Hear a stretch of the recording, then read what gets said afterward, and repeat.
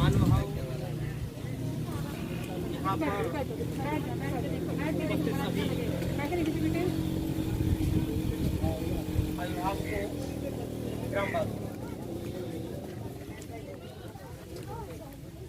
राजकीय high school सालगुन टिया बरेली के छात्र और छात्राएं हैं और हमारे आदरणीय प्रधानाचार्य डॉक्टर सुभाष चंद्र मौर्य के कुशल नेतृत्व में विद्यालय नए आयामों को छू रहा है। लेकिन पिछले एक वर्ष से आप सबने महसूस किया होगा कि कोरोना आपदा ने हमारे जीवन शैली को पूरी तरह से बदल दिया है। हर व्यक्ति के जीवन में नई चुनौतियां खड़ी करती हैं। उन चुनौतियों का सामना करना बहुत ही मुश्किल है। अगर शिक्षा की बात की जाए तो इस कोरोना ने शिक्षा के क्षेत्र में तो बहुत बड़ा नुकसान किया है, लेकिन फिर भी हमारा विद्यालय अपने कुशल प्रधानाचार्य के कुशल नेतृत्व में दिन प्रतिदिन आसपास के गांव के छात्र छात्राओं को अपना सर्वश्रेष्ठ देने का प्रयत्न कर रहे हैं, कोशिश कर रहे हैं। हमारे समाज में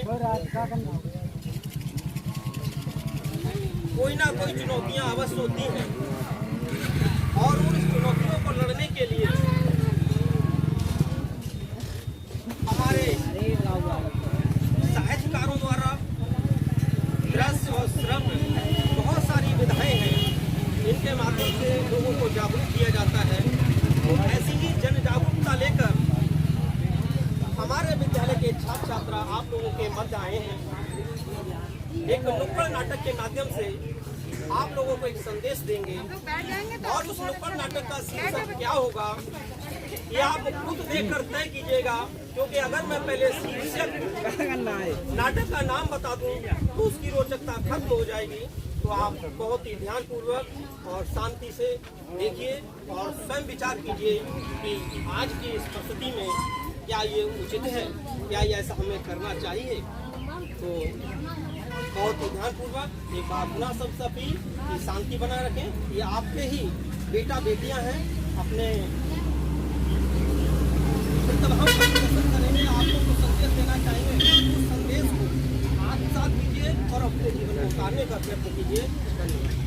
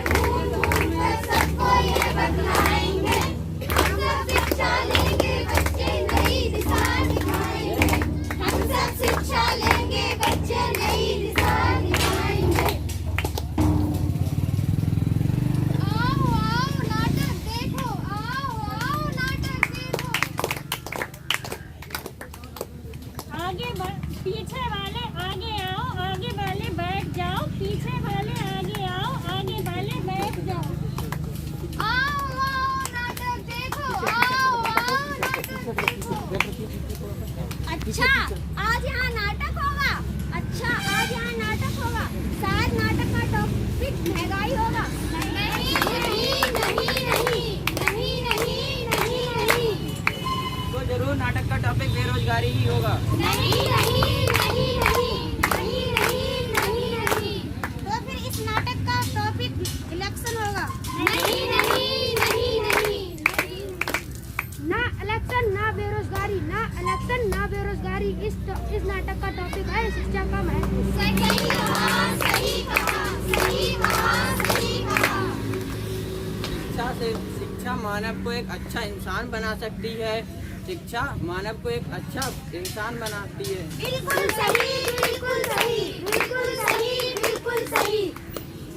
शिक्षा सफलता की सीढ़ी है, शिक्षा सफलता की सीढ़ी है। सही कहा, सही कहा, सही कहा, सही कहा। शिक्षा के द्वारा हम दुनिया बदल सकते हैं, शिक्षा के द्वारा हम दुनिया बदल सकते हैं। बिल्कुल सही, बिल्कुल सही, बिल्कुल सही, बिल्कुल सही। कदम से कदम मिलाना है, कदम से कदम मिलाना है, देश को आगे बढ़ाना है। सही कहा, सही कहा, सही कहा, सही कहा। बिना शिक्षा के बिना शिक्षा के जीवन ऐसा बिना पंखों के पक्षी जैसा। सही कहा, सही कहा, सही कहा, सही कहा।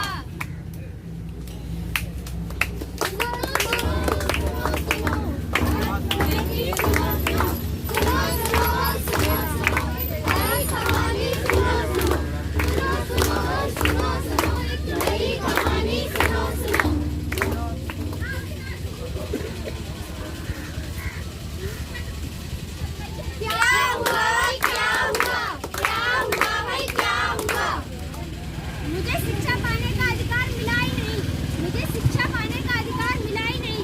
काश मैं पढ़ सकती, काश मैं आसमान की ऊंचाइयों को छू पाती, काश मैं पढ़ सकती, काश मैं आसमान की ऊंचाइयों को छू पाती। काश अगर आज मैं पढ़ी हुई होती तो मेरी हालत ये नहीं होती। सही कहा, सही कहा, सही कहा, सही कहा। शिक्षा है अनमोल रतन, पढ़ने का तुम करो जतन। बिल्कुल सही, बिल्कुल सही, बिल्कुल सही, बिल्कुल सही।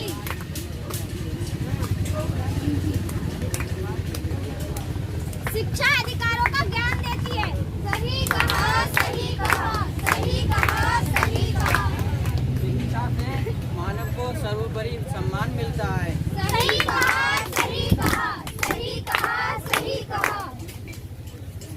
अशिक्षित को शिक्षा दे, अशिक्षित को शिक्षा दे, अज्ञानी को ज्ञान। इससे शिक्षा से ही बन सकता है मेरा भारत महान। सही कहा, सही कहा, सही कहा, सही कहा। पढ़ी लिखी लड़की रोशनी लड़की। सही कहा, सही कहा, सही कहा, सही कहा। पढ़ना लिखना सीखो और मेहनत करने वालों, पढ़ना लिखना सीखो और मेहनत करने वालों, पढ़ना लिखना सीखो और मेहनत करने वालों, पढ़ना लिखना सीखो और मेहनत करने वालों।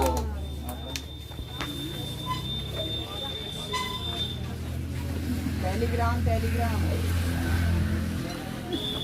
ये हमारे घर पे टेलीग्राम आया है, इसमें क्या लिखा है पढ़ के बता दीजिए। हमें और भी काम है, और भी टेलीग्राम पहुंचाने हैं, आप किसी और से पढ़वा लेना। ठीक है, किसी और से करवा लें। क्या हुआ काफी बताने, इसमें बहुत जरूरी बात लिखी होगी, आप पढ़ के बता दीजिए इसमें क्या लिखा है। मुझे बहुत जरूरी काम है, अभी नहीं पढ़ सकता, देखते हैं किसी और से पढ़वा लेंगे। सुनो भैया, इस टेलीग्राम को पढ़ देना, इसमें बताने बहुत जरूरी बात लिखी होगी। मुझे पढ़ना लिखना नहीं आता तो मैं पढ़ नहीं सकती। मुझे पढ़ना नहीं आता, आप और अच्छा, कोई बात नहीं, 7 दिन बाद मेरी बेटी आएगी, मैं उसी से पढ़वा लूंगी।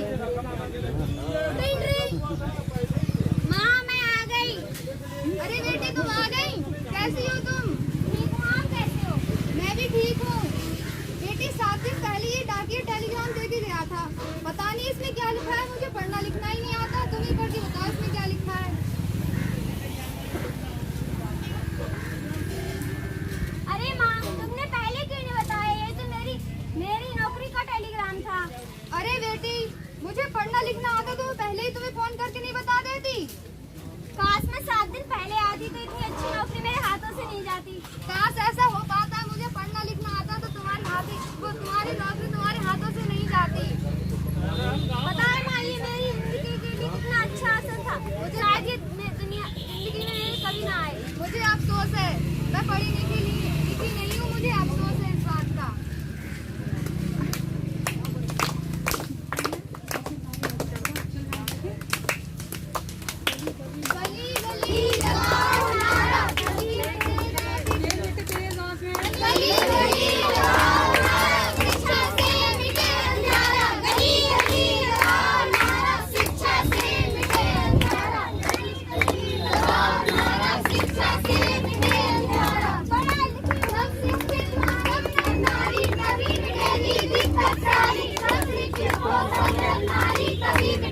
दीक्षक सारी, शिक्षा से सम्मान मिले, शिक्षा से संस्कार मिले, शिक्षा से संस्कार मिले, शिक्षा से संस्कार मिले।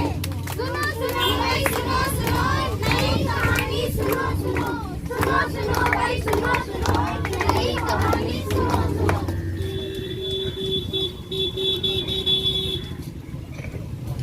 अरे दादाजी आपने किसको वोट दिया था? बेटा वहाँ तो बहुत सारे पपीते देखे, मैंने तो गाय पर ही बटन दबाया, पर गाय पर ही क्यों? बेटा तुम्हें पता नहीं है गाय हमारी गौ माता होती है, हम उसकी पूजा करते हैं। हम बोल तो सिर्फ जाति को देते हैं, गाय या भैंस को नहीं। अरे बेटा मैंने ये क्या कर दिया? मुझसे तो बहुत बड़ी भूल हो गई, काश मैं पढ़ा लिखा होता तो मुझसे ये गलती नहीं होती। सही कहा, सही कहा, सही कहा, सही कहा। दादा जैसे शिक्षित लोगों के कारण ही, हम गलत व्यक्तियों को चुनाव कर लेते हैं, और देश की तरक्की में बाधाएं आती हैं। सही कहा, सही कहा, सही कहा, सही कहा। शिक्षा से विकास मिले, शिक्षा से विकास मिले, शिक्षा से ही ताज मिले। बिल्कुल सही, बिल्कुल सही, बिल्कुल सही, बिल्कुल सही। शिक्षा है हमारी धरोहर, शिक्षा है हमारी धरोहर, शिक्षा है धरोहर। सही कहा, सही कहा, सही कहा, सही कहा। शिक्षा अगर अधूरी है, शिक्षा अगर अधूरी है तो ख्वाब न होती पूरी है। सही कहा, सही कहा, सही कहा, सही कहा।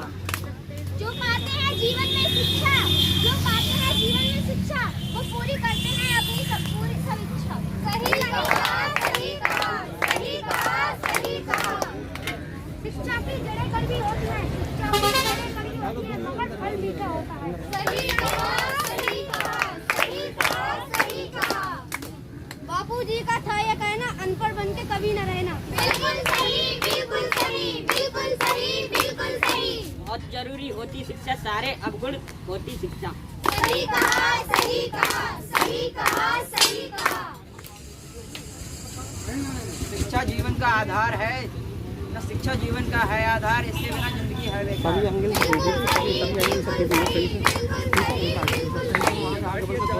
सामने से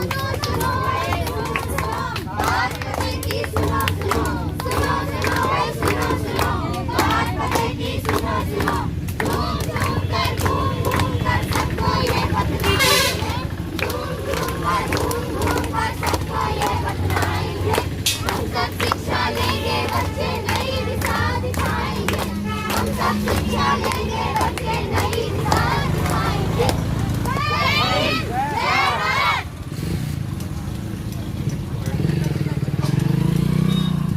तो भाइयों और छोटे बच्चों, आपने देखा इस नाटक का मैसेज समझा होगा और सच्ची समझ में आ गया। अगर हम बहुत कम शब्दों में कहें तो कह सकते हैं कि शिक्षा एक वरदान है, जबकि अशिक्षा एक अभिशाप है। अगर इस अभिशाप से बचना है और अपने जीवन में इस वरदान को अपनाना है तो सभी के लिए अपने बेटे और बेटियों को प्राप्त करना, जोड़ना होगा। बिना भेद के बेटे बेटियों को समान रूप से शिक्षा देने का उनका जो अधिकार है और गार्जियंस का शिक्षा प्रदान करने का अपने बेटे बेटियों का जो कर्तव्य है उसे पूर्ण करना होगा। अपने उत्तरदायित्व को पूरी ईमानदारी से निर्वहन करना होगा। और अगर ऐसा आप करते हैं तो मैं कह सकता हूं कि फूलों आसमान किसने रोका है? फूलों आसमान किसने रोका है? केवल फर्ज आपका है। और इस आसमान को छूने का कार्य करने में जो सहयोग है, ये जो प्लेटफॉर्म है, वो हमारा विद्यालय राजकीय अस्पताल गोसिया 11 बरेली लगातार प्रयास कर रहा है ऐसे बच्चों के लिए प्लेटफॉर्म देने का, जो आसमान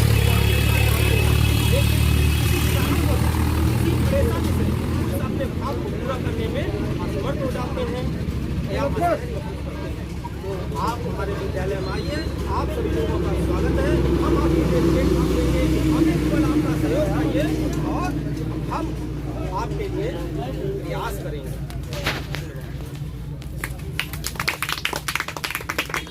प्यारे ग्रामवासियों, जैसे ही हमने एक नुक्कड़ नाटक के माध्यम से एक संदेश इस बात को देना चाहते हैं। ये दो उद्देश्य है हमारे। एक उद्देश्य ये कि हम बेहतर शिक्षा दें, दूसरा उद्देश्य इस वर्तमान में कोरोना वायरस के जो फैला हुआ है तो उसको हम लोग कैसे बचाव करें, हमारे दोनों उद्देश्य हैं। तो शिक्षा के ऊपर जो हमने एक छोटा सा नुक्कड़ नाटक जो हमारे विद्यालय के बच्चों ने किया, ये बच्चे जो हैं जो हमारे काफ़ी ये बच्चे वो हैं जो टॉपर हैं। हम आपको बता दें इसमें ऐसे बच्चे हैं जो परसेंटेज ये प्राप्त करे हुए, कुछ बच्चे ऐसे भी हैं, कुछ बच्चे हमारे इसमें ऐसे भी हैं जो नरेंद्र मोदी जो हमारे माननीय प्रधानमंत्री जी हैं उनके लिए सेलेक्ट हुए। पूरे मंडल में केवल हमारा ही ऐसा विद्यालय है जहाँ से 2 बच्चे सेलेक्ट हुए थे माननीय प्रधानमंत्री नरेंद्र मोदी जी से मिलने के लिए। मैं भी उन बच्चों से आपको मिलवाता हूँ। अभी वो बच्चे आप उनसे भी मिलेंगे कि वो बच्चे डायरेक्टली मतलब पूरे आप समझिए मंडल बहुत बड़ा हो गया, पूरे 4 जनपद से मिलकर हमारा बरेली मंडल बनता है। उस पूरे मंडल में केवल एक गवर्नमेंट कॉलेज था हमारे जिसके 2 बच्चे माननीय प्रधानमंत्री जी से मिलने के लिए इस वर्ष सेलेक्ट हुए। केवल यही कि अगर आप वो अच्छे पढ़ने में हैं और वो केवल और जितना आप अच्छी शिक्षा हमारे यहाँ लोगे उतना ही आप बच्चे प्रगति करेंगे। आप देख सकते हैं सारे आपके ग्रामीण पृष्ठभूमि के ही बच्चे हैं, कोई शहरी बच्चा नहीं है। और हमने इन्हें बोलचाल, रहन सहन ये सब सिखाया है। केवल यही करने को तो हम भी बैठ सकते थे, लेकिन हमने बच्चों को यहाँ इसलिए लाए कि आप भी देखो ये आप ही के बच्चे हैं सारे, कहीं बच्चों को बैठने ना दें। क्योंकि अगर शिक्षा नहीं है तो हम समझिए बिल्कुल निर्जीव हैं। अगर सही आपने देखा कि एक नाटक के माध्यम से हमने ये दर्शाना चाहा कि एक बच्ची का अपॉइंटमेंट लेटर आया था नौकरी के लिए, अगर वहाँ पढ़ी होती तो तुरंत सूचना देती कि भाई बेटा आपके नौकरी के लिए पत्र आया है, लेकिन वो नहीं दे पाई, तब तक का वो टाइम निकल गया, उसकी नौकरी छूट गई। ऐसे ही ये शिक्षा का अभाव भी है कि हम बहुत सारी चीज़ें हम लोग वोटिंग के लिए भी करते हैं। अगर हम शिक्षित होंगे तो हमें किसको वोट देना है किसको नहीं देना इसका भी हम निर्णय ले सकते हैं। तो ये सारी शिक्षा के माध्यम से ही हम दे सकते हैं। आप यहाँ पर हम पहले उन बच्चों से आपको मिलवा देंगे, मैं आपको उन बच्चों से मिला दूँ। ये आपके फोटो लाए अखबार वाली कटिंग लाए, अखबार वाली कटिंग लाए आपको मैंने दिया अखबार वाली कटिंग। अरे दिनेश